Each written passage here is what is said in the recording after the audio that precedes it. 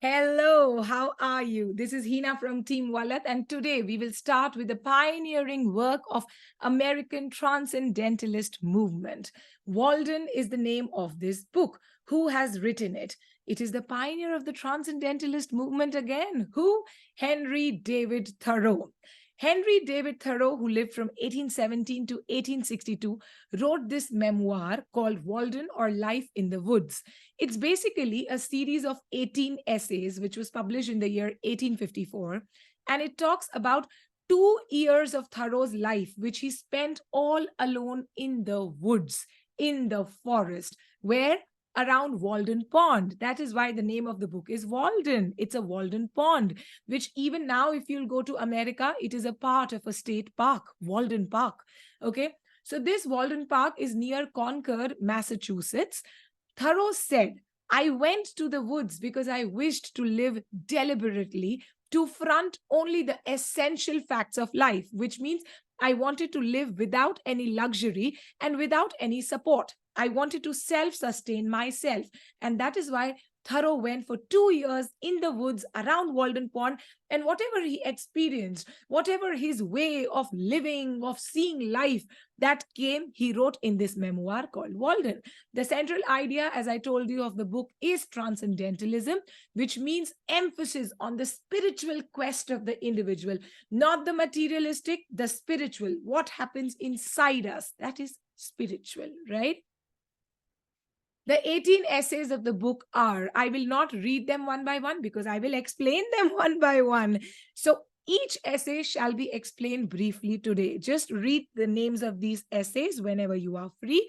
I will start with the first essay called Economy. Thoreau says, please listen to me. This is generally, whatever I have written in quotes or in italics are the lines that are taken directly from the book. Okay.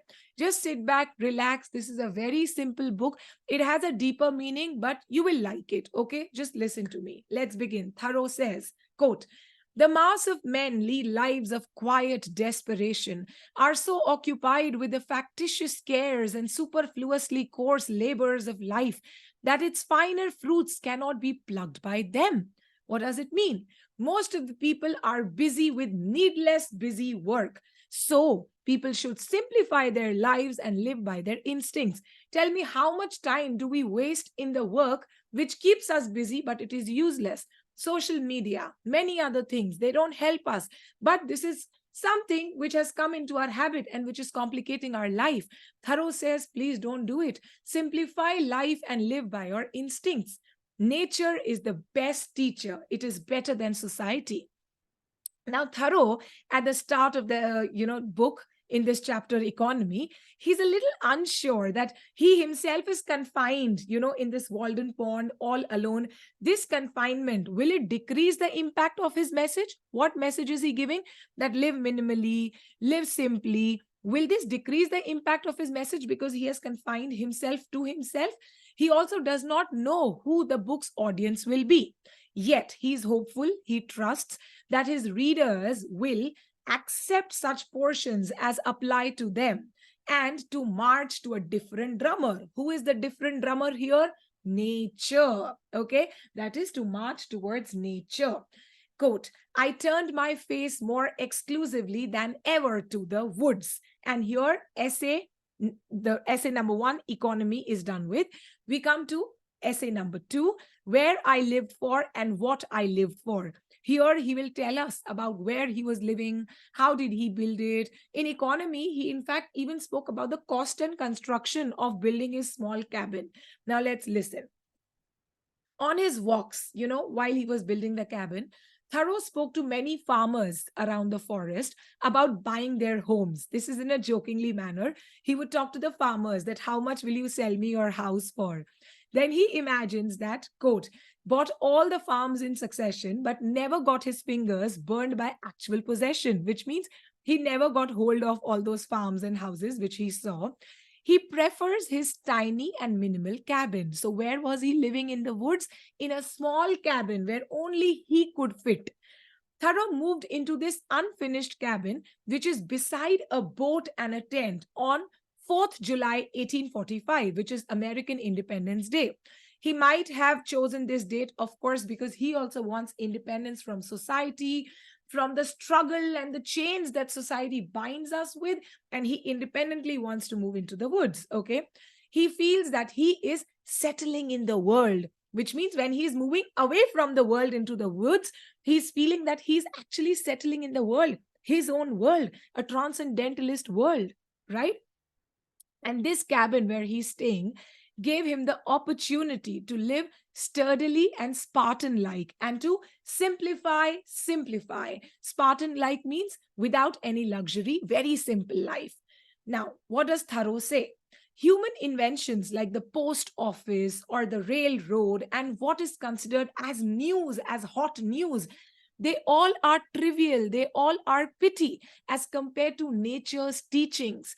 Time is an invention invented by people, and people should ignore time, which means, what is Thoreau saying? The only way to live is to focus on the present moment. Please do not contemplate about what happened in the past. Please do not worry about the future. Stay in the present moment. Time has been invented by us.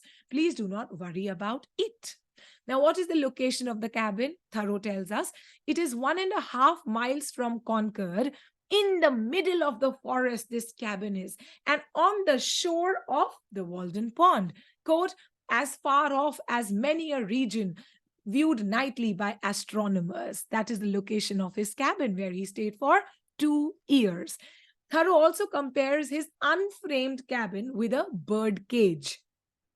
Quote, time is but the stream I go a fishing in. Here, allusion to Roman Emperor Marcus Aurelius is done because Marcus said, quote, time is a sort of river of passing events and strong is its current. Okay, you must know allusions in this story. This takes us to essay number 3, which is reading. Here, Thoreau reminisces, which means he remembers very fondly. Please remember, he's remembering his days at Walden right now. You know what he did during those 2 years, that is what he's writing, and he has provided it to us in the form of his memoir. Okay, so he's remembering his days in Walden when he stayed all alone away from human civilization. He's remembering with a lot of charm and happiness that the cabin at Walden Pond was better than any university like Harvard for studying, quote, the noblest recorded thoughts of man. Manual labor took away Thoreau's considerable time because he lived alone. He had to make food for himself. Even if he ate raw, he had to provide for his own food. He built a small field. He had to do the other chores. So manual labor took away his considerable time, because of which he feels that he could not read Homer's Iliad diligently and not even Plato. After this, Thoreau says in reading essay that Greek and Latin languages should be learned if one wants to experience the classics, the rich classics in their original language, because translation somewhere, decreases the charm of a book.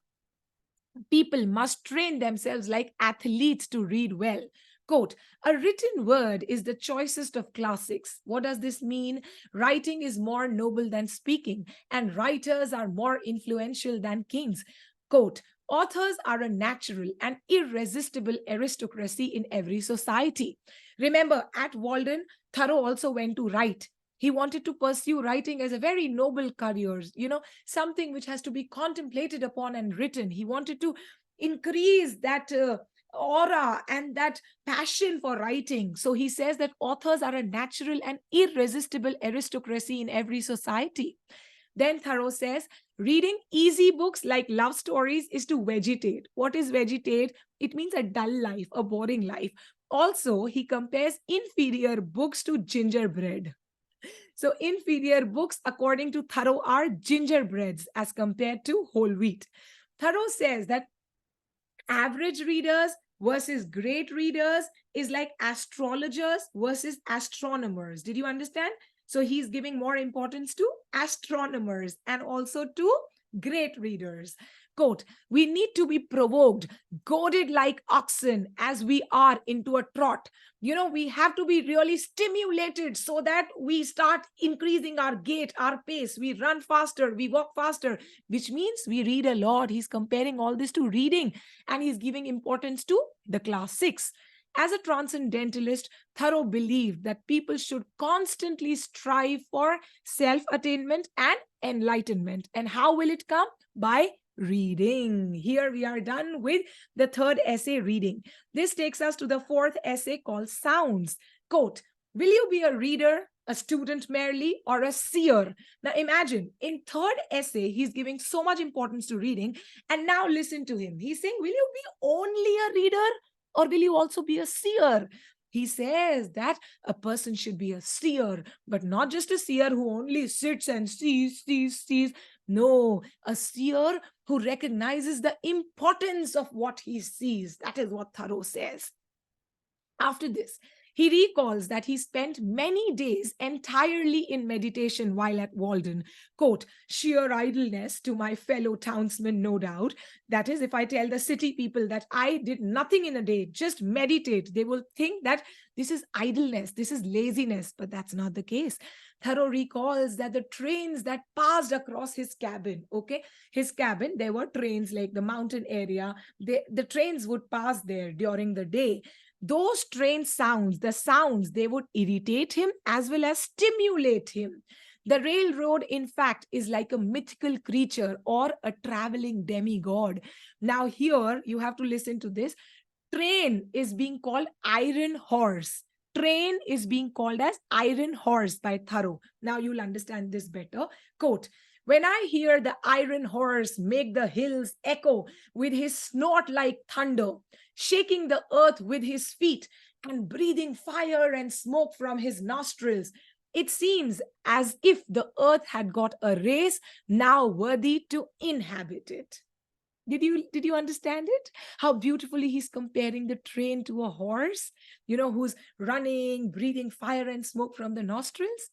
Then he compares the piercing train whistle with a hawk, and the train cars, that is those cars that we see, the bogies, he compares them to bright saloons. He gets excited to see the contents inside it. So he stands and, he just sees the train passing by and he wonders what is inside it, right? At night, daytime, the trains, nighttime, the nocturnal animals become the soundtrack for Thoreau. They amuse him. He says that the bullfrogs circling the pond sound like a drunken alderman passing a punch bowl. Alderman, is a member of the council. So he's, all with that sound of his, with that aristocratic sound of his, he's passing a punch bowl. Punch is a drink. So he's comparing the sound made by bullfrogs who are circling the frog to a drunken alderman passing a drink bowl. After this, Thoreau says, an owl hoots, "Oh, that I had never been born." Thoreau ends the essay Sounds on a lonely note. Remember, these 2 years that Thoreau lived in woods, he was not always happy. He was not always cherishing that moment. He was definitely trying to live with it, live the simple life. But yes, he did miss his house. He did miss the domestic music, right? He says, instead of no path to the front yard gate in the great snow, no gate, no front yard, and no path to the civilized world. He's all alone. This takes us to the fifth essay called Solitude. Quote, this is a delicious evening. So here, Thoreau is talking about one particular evening when the whole body is one sense and imbibes delight through every pore. So Thoreau remembers this one delicious evening when he feels so complete in himself that he does not want anyone else, no disturbance in his life. There is delight in every pore of his body. Quote, there can be no very black melancholy to him who lives in the midst of nature. So if you are in nature, you can be melancholic or sad for some time, but it won't be permanent. Nature will give you enough reasons to be happy. That is what Thoreau says. Now, Thoreau looks out at the pond and says, I never found the companion that was so companionable as solitude, as being aloof, as being alone. He says that society cheapens people's interactions with each other while communicating with oneself heals. Talk to yourself. When you are sad, ask yourself, what is the reason? Try to find the solution. Meditate, observe things, recognize the beauty of things around you. At night, the roaming wild animals are nature's watchmen. So, who are nature's watchmen? Roaming wild animals. Thoreau talks about two ghostly visitors who visit him occasionally on winter nights. Remember, these visitors are not real, they are ghostly visitors, invisible. First, original proprietor who has dug the Walden pond. So, note this proprietor is the pond itself. This old man or the original proprietor entertains Thoreau with stories of the past. So just imagine this. Thoreau, from his cabin, which is on the shore of the Walden Pond, is looking at the cabin, is looking at the pond, from his unframed window. He's looking at the pond. He's just looking at the pond, thinking. And he is thinking that this old pond is an old proprietor who is narrating stories of the past, because the pond has been there since ages and our life is not ages. Okay. So he says that this original proprietor or this Walden Pond tells me stories of the past. And the second ghostly visitor is an invisible elderly woman, a herb gardener, whose memory runs back farther than mythology, which means she has a very sharp memory. She remembers things of the past. And this lady symbolizes wood. So here, wood is compared, or wood is called a herb gardener. And this herb gardener, or this old lady, or this wood recites ancient fables to Thoreau. The fresh morning air keeps Thoreau, quote, well, serene, and contented. Whenever you get air, whenever you go out in the open, don't you feel well, serene, and contented? That is what Thoreau says. So this takes us to famous quotes from Solitude. There are times when they give lines from a chapter and say which novel or which book these lines belong to. So whenever you have time, just read these lines. I'm not reading them. We are moving to essay number 6, the last essay for today. I will discuss Walden in 3 parts. So 6 essays in each. So we'll have 18 essays. The 6th essay is visitors. Remember, Thoreau is not calling them friends. Thoreau did not make friends while in the woods. He's calling all the people who visit him as visitors. He critically analyzes them. He does not befriend them. Okay. For the visitors he received during his stay at the forest, Thoreau comments, quote, I love society as much as most, and am ready enough to fasten myself like a bloodsucker for the time to any full-blooded man that comes in my way. It only means that I am ready to entertain visitors on my own terms. Okay. If I don't have food, I will not ask, do you want food? If I don't have space in my house, I will not ask them, do you want to stay in my house? I will tell them, go sleep in the woods. He's saying, I will accept visitors, but on my own terms. Now he starts telling us about the visitors. His favorite visitor is a wood chopper, someone who chops wood, the wood cutter, who is stout but sluggish body that disguises his natural nobility. So this woodcutter or this wood chopper is stout, okay, heavily built, and he's sluggish, walking lazily. But then he has a natural nobility. He's cheerful, he's grand. Thoreau finds him more animal than human. Listen to the quote. I did not know whether to suspect him of a fine poetic consciousness or of stupidity. The woodchopper's intellectual and spiritual sides were slumbering as in an infant. Slumbering means sleeping. Okay. So he's saying that the woodchopper was not intellectual. That is what Thoreau means. But woodchopper was his very good friend, a visitor whom he liked to interact. I won't say a true friend, but yeah, a good visitor. Then note, Thoreau's best rooms in the woods were behind his house, because in his house he had only space for himself. Also, he says, if he does not have enough food for his visitors, he simply avoids mentioning about meals. Now, other visitors are, please listen to their names. First, half-witted men from the almshouse. Second, boars or wild pigs who overstay their welcome. Third, nosy housewives who prick their nose in other people's business. Fourth, children who are welcome. Fifth, runaway slaves.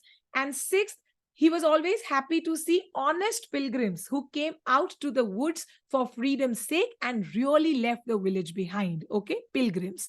Now note here, Remember, he saw these runaway slaves. I have to tell you, in reality, when he was at Walden Wood, Thoreau frequently helped runaway slaves escape to Canada. His cabin was too small to hide these runaway slaves, so he took them to his mother's house under the cover of darkness. And here we are done with 6 essays from Walden.